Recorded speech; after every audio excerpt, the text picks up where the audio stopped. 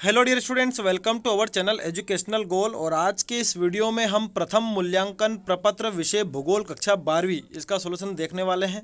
तो चलिए स्टार्ट करते हैं। पहला क्वेश्चन है कि मानव भूगोल के जनक हैं। तो आप सभी को पता है कि इसका उत्तर पहले वाला ही है, फ्रेडरिक रेडजेल। ठीक है, तो ये आपका करेक्ट उत्तर है, फ्रेडरिक रेडजेल। फिर अगला है भूगोल के पिता किसे कहा जाता है। तो भूगोल के पिता कहा जाता है हिकेटियस को। ठीक है, हिकेटियस।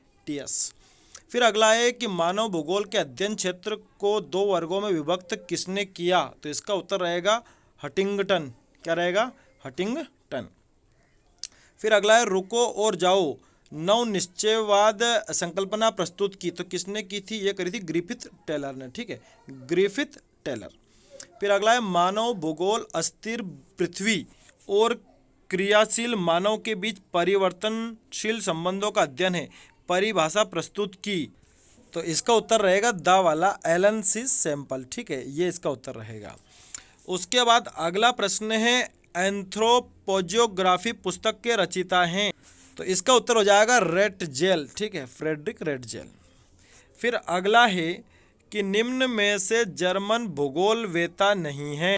तो इसका उत्तर हो जाएगा एलन सी सैंपल, ये अमेरिकी भूगोलवेता है। ठीक है, तो अगला देखते हैं निर्वाचन भूगोल व सैन्य भूगोल निम्न में से मानव भूगोल के किस क्षेत्र से संबंधित हैं। तो ये सभी राजनीतिक भूगोल से संबंधित है। ठीक है, अगला है 2018 के अनुसार विश्व में एशिया महाद्वीप का जो जनसंख्या घनत्व कितना है। तो वो 146 है। ठीक है, 146 व्यक्ति पर किलोमीटर। उसके बाद अगला है निम्न में से कौन सा एक जनसंख्या परिवर्तन का घटक नहीं है।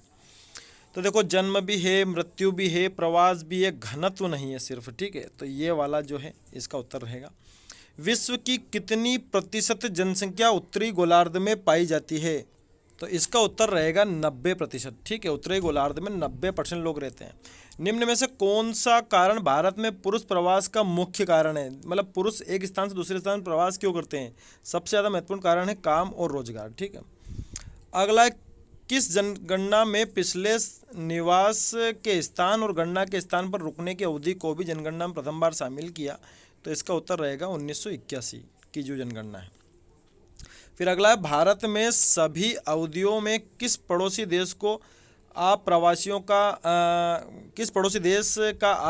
का प्रतिशत सर्वाधिक है। तो आप सभी को पता है कि भारत में सबसे ज़्यादा अप्रवासी लोग कहाँ से आए हैं? बांग्लादेश से आए हैं। ठीक है, तो इसका उत्तर रहेगा बांग्लादेश। फिर अगला है निम्न में से कौन सा 8 400 400 400। जी हाँ, याद कर लीजिए व्हाट्सअप नंबर, क्योंकि अब चाहे आपका मैथ्स का सवाल हो या फिजिक्स, केमिस्ट्री, बायोलॉजी का, आपके हर डाउट हर क्वेश्चन का मिलेगा तुरंत वीडियो सॉल्यूशन, वो भी सीधा आपके व्हाट्सएप पर। बस अपने फ़ोन में डाउट नोट का 8 400 400 400 व्हाट्सअप नंबर सेव कर लीजिए और चैट ओपन कीजिए। फिर जो भी आपका डाउट है उस सवाल की आपको बस फोटो खींचनी है, उसे क्रॉप करना है और 5 सेकंड में आपको उसका वीडियो सॉल्यूशन मिल जाएगा। क्लास 6 से 12, IIT JEE, NEET, CBSE boards और सभी स्टेट बोर्ड्स के बच्चों के लिए। तो देर किस बात की, अभी जाइए 8 400 400 400 पर अपना सवाल व्हाट्सएप कीजिए और अपने सभी डाउट्स को आउट कीजिए। लिंक डिस्क्रिप्शन में। एक प्रतिकर्ष कारक नहीं है। प्रतिकर्ष कारक वो होते हैं जिनकी वजह से जनसंख्या एक स्थान से दूसरे स्थान तक चली जाती है, लोग जाते हैं। तो बेरोजगारी भी है, चिकित्सा भी है, महामारियां भी है, केवल जल अभाव नहीं है। ठीक है, तो इसका पहला वाला इसका उत्तर रहेगा। ठीक है, अगला प्रश्न है विश्व की जनसंख्या 2018 में कितनी थी। तो 760 करोड़ थी। ठीक है, 760 करोड़।